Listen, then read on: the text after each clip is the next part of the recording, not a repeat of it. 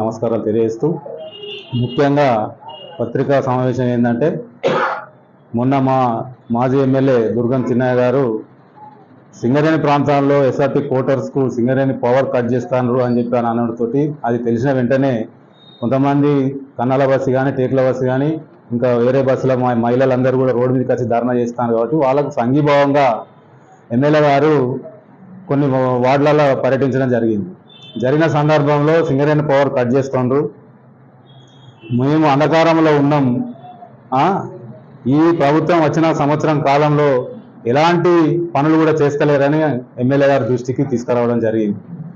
ఆయన సానుకూలంగా స్పందించి సరే అధికారులతోటి సింగరేణి అధికారులతోటి కానీ ఎలక్ట్రికల్ గవర్నమెంట్ అధికారులతో కానీ జీఎం గారితో కానీ సిఎండి గారితో కానీ మాట్లాడతామని చెప్పడం జరిగింది.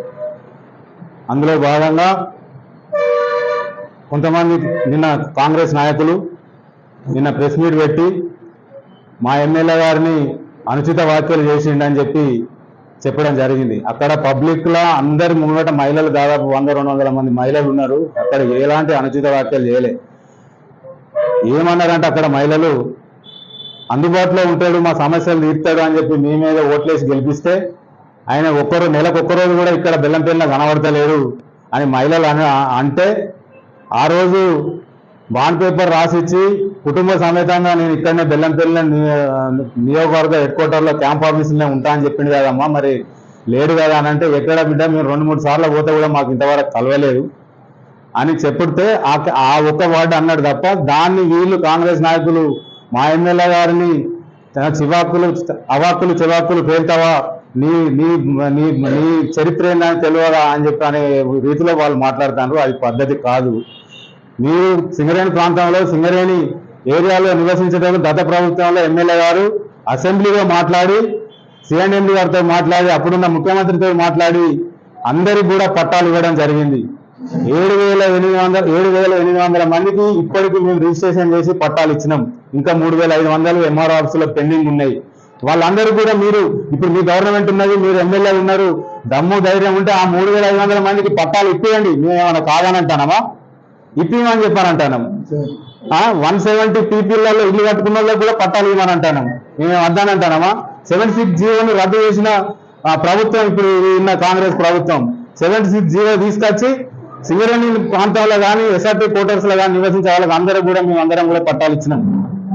ఆ విధంగా మీరు ప్రజలకు సేవ చేసి మంచి పేరు సంపాదించుకోవాలా కానీ ఏదో మా ఎమ్మెల్యే దగ్గర మార్కులు కొట్టేయాలనే ఉద్దేశంతో ఒక్కొక్కరు సీనియర్ నాయకులు కూడా ఇష్టమానుసారంగా మాట్లాడతారు.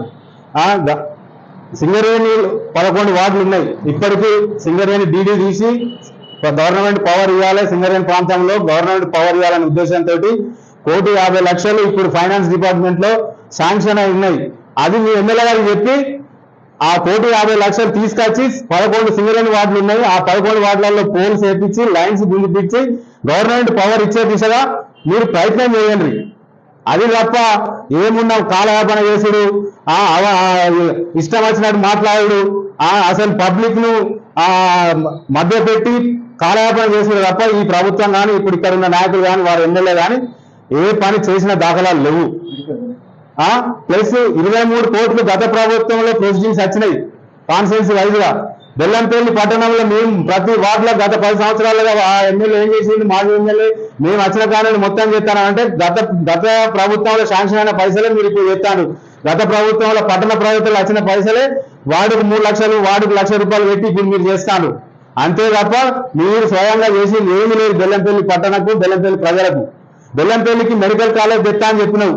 ఏది మెడికల్ కాలేజ్ ఉన్న గవర్నమెంట్ 100 పాఠశాల గత ప్రభుత్వంలో మా ఎమ్మెల్యే గారు మా ఎమ్మెల్యే గారు తెచ్చిన హాస్పిటలే ఇప్పుడు మీరు కన్సర్న్ స్టాఫ్ను పెట్టుకునే పరిస్థితి లేదు.